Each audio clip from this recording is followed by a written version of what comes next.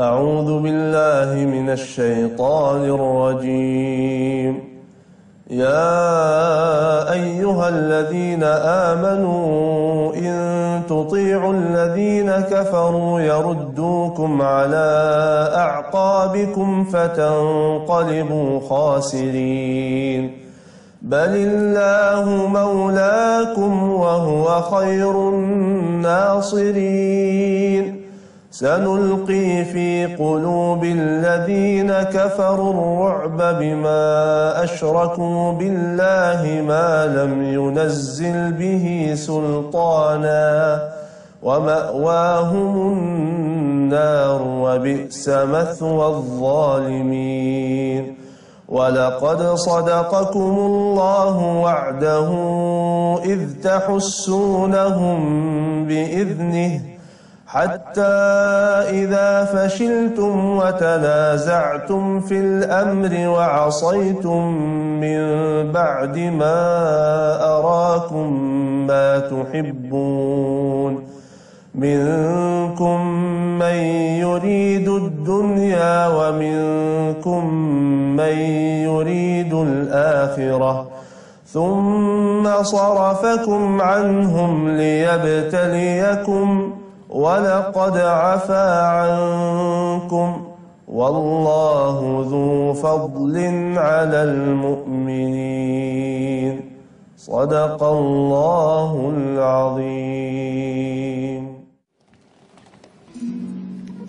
Bismillahirrahmanirrahim. Assalamualaikum warahmatullahi wabarakatuh. Dalam perjalanan saya pribadi ya pemirsa membangun keyakinan, semua adalah izin Allah Subhanahu wa taala ya. Semua adalah bimbingan Allah, karunia Allah. Kalau tidak Allah bimbing saya, mungkin tidak akan juga terbangun keyakinan itu gitu. Tapi ada sesuatu yang saya kemudian jadikan kedisiplinan dalam upaya membuat diri saya menjadi orang yang yakin. Apa?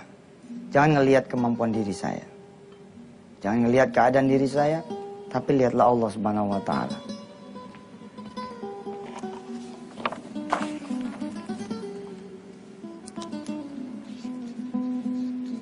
Jangan melihat kemampuan diri, keadaan diri, tapi lihatlah ya, kemampuan Allah, kekuasaan Allah, kebesaran Allah.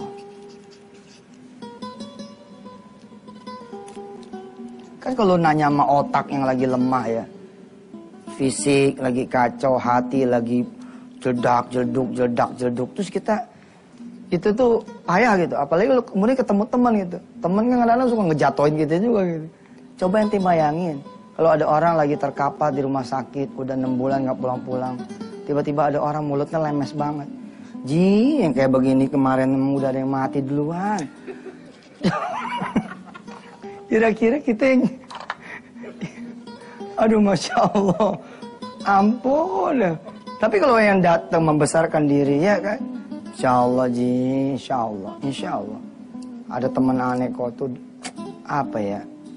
Dia yakin sama kebesaran Allah gitu. Ketika dia dinyatakan kanker payudara gitu. Terus dia menganggap kanker tuh nggak ada. Nggak ada juga gitu ternyata. 2 bulan dia nggak, kemudian periksa, nggak apa. Nggak ada itu kankernya. Kita kan denger tuh jadi, wah gitu, senang gitu. Nah saya, alhamdulillah gitu ya, dikelilingi sama orang-orang yang positif gitu. Pada suatu saat ya, saya jadi deluser. Saya nelpon ke teman saya namanya Ruri. Mudah-mudahan beliau melihat posisi beliau saat ini. Saya tidak tahu ada di mana. Mudah-mudahan beliau melihat ini dan beliau mau menghubungi saya gitu. Saya termasuk orang yang nggak peduli ya, orang nganggap gimana terhadap seseorang. Karena dulu saya pengen gitu dianggap positif gitu. Orang nganggap saya gimana gitu zaman dulu. Wah pokoknya mah Yusuf Mansur mah troublemaker dah zaman dulu gitu. Lalu saya butuh ada orang yang percaya kalau saya bukan troublemaker. Ya. Masa saya disebut troublemaker? Yang benar aja. Yang benar adalah trouble.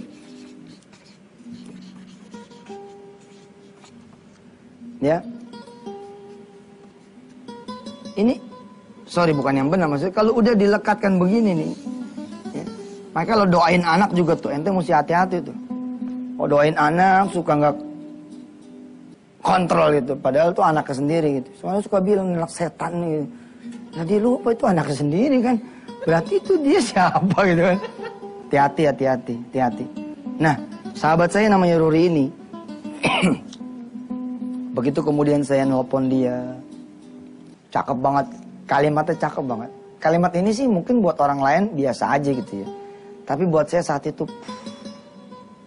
Saya tulis tuh di buku Kun Fayakun saya tuh. Ya, saya atas izin Allah nulis buku Kun Fayakun itu. Apa kata Ruri? Tat, ente tuh beton. Bukan kayu. Kalau cuman kemudian disenderin sama beban kayak segitu mah harusnya belum bikin ente jadi goyah.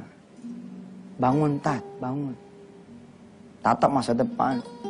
Indonesia butuh ente. Wah, waktu dengar Indonesia butuh ente, kayaknya gimana gitu.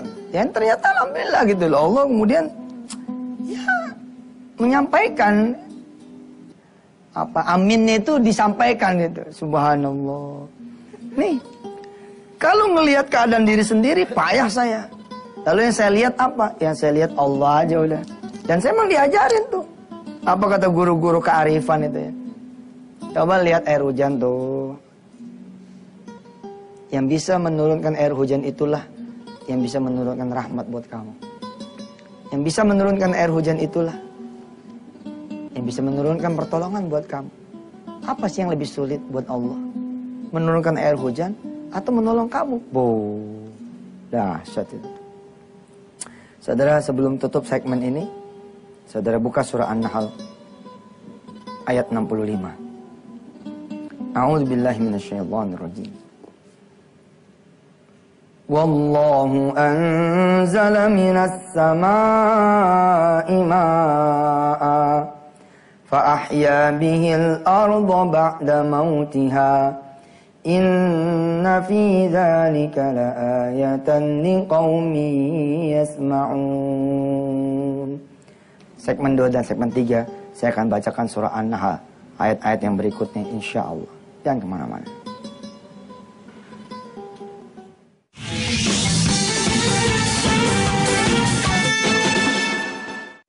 Saudara-saudara yang dirahmati Allah, apabila ada orang yang percaya dengan kekuatan dirinya saja, lalu kemudian dia berhasil. Ada orang yang kemudian menyandarkan kepada kekuatan alam, dan dia berhasil. Harusnya, kalau seseorang menyandarkan dirinya kepada kekuatan Allah yang sudah menciptakan dirinya, ya, sandarkan dirinya kepada kekuatan Allah yang sudah menciptakan alam, tentu harusnya dia lebih hebat lagi. Banyak tuh kita dengar cerita-cerita gitu. Begitu divonis jegreng kena penyakit A, B, C, dan D. Ya. Atau pada suatu kesempatan saya melihat ya, ada seorang pilot yang kemudian jatuh, hancur. Dokter mengatakan dia bakal lumpuh seumur hidup. Tapi dia bangun gitu kekuatan dari dalam dirinya sendiri. Dia bahkan ngelingkerin gitu satu tanggal, yang mana tanggal itu dia yakinkan dirinya akan keluar dari rumah sakit dalam keadaan berjalan. Dan sungguh-sungguh itu terjadi. Lalu bagaimana kemudian orang-orang yang memupuk keyakinan itu dengan doa, dengan sholat malam. Kadang saya nggak habis pikir. Kalau kemudian keyakinan kita melemah. Coba ya, saya kasih sesuatu. Perhatikan saudara.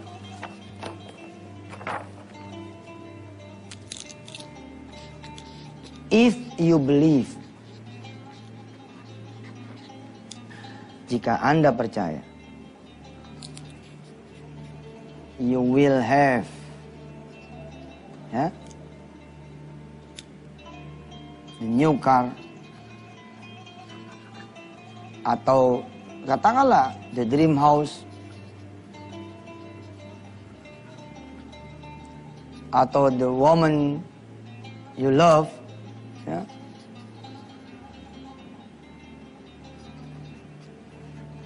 maka ini semua akan mendatangi Anda. Di zaman saya kuliah dulu, ini kan menjadi kaya ini hak asasi manusia ya. Semua orang pengen kaya gitu. Hah? Jarang juga kalau ada orang ditanya cita-citanya. Ya.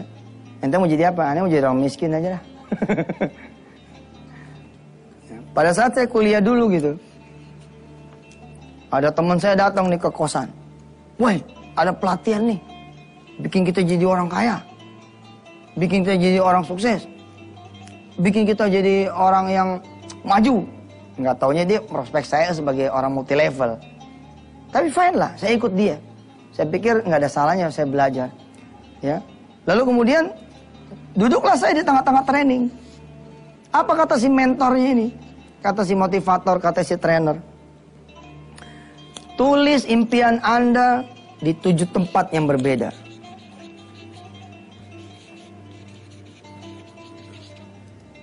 Wah, ingat bener nih saya.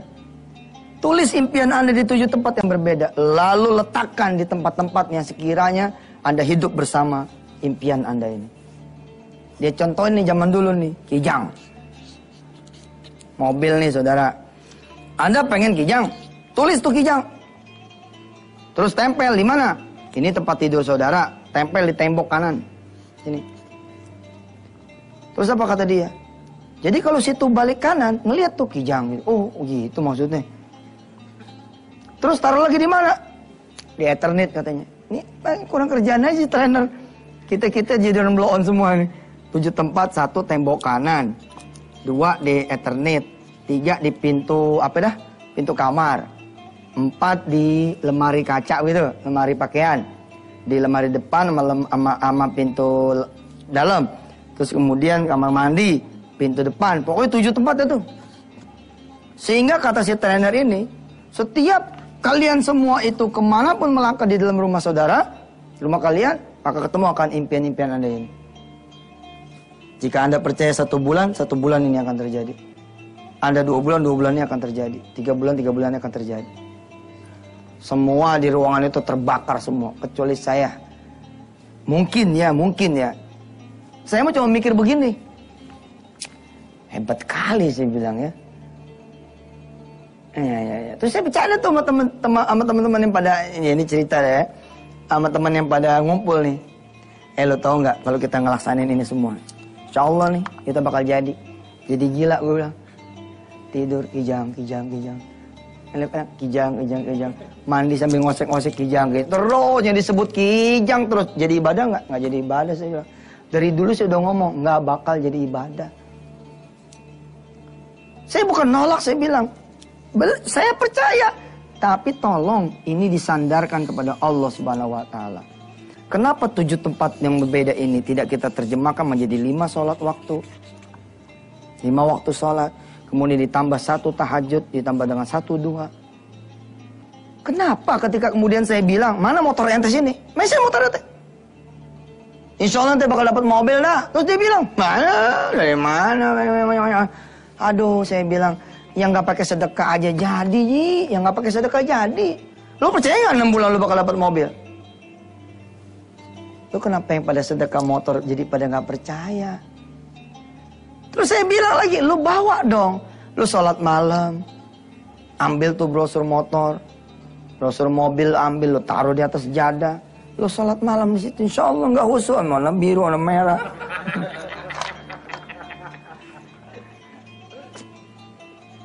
Saya mah merasa nggak fair itu. Masa keyakinan terhadap diri sendiri saja, saudara. Dan masya Allahnya ya, saya percaya gitu loh bahwa Allah ini memang skema apa namanya qadarullahnya ini luar biasa. Allah suntik yang begini ini pada alamnya. Allah suntik, diinjek kemudian cang. Gitu.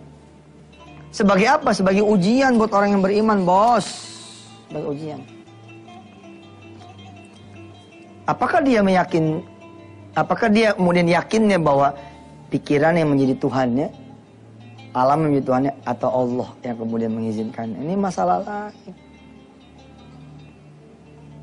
Cacatnya di sini doang nih, pelaku belief ini menurut saya cacatnya di sini aja tuh. Ya.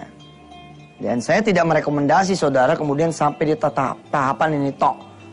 Nah, tapi terusin satu di sini, hasbunallahnya, wa ni'mal wakil, nikmal maulanya, wa ni'man nasir, la haulanya, wala quwwata illa billahil aliyil azim. Silakan yang mau lewat-lewat dulu.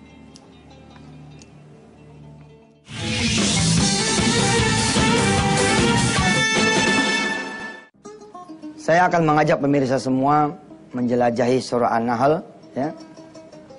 Kita akan baca beberapa ayat senyampainya dari mulai ayat lanjutan yang tadi, yakni 66, ya. Silakan saudara lihat terjemahannya atau saudara buka Quran yang ada di tangan saudara. A'udzubillahi minasyaitonirrajim. Wa inna lakum fil an'amil 'ibrah nusqikum mimma fi butunihi min baini farthin wa damin labanan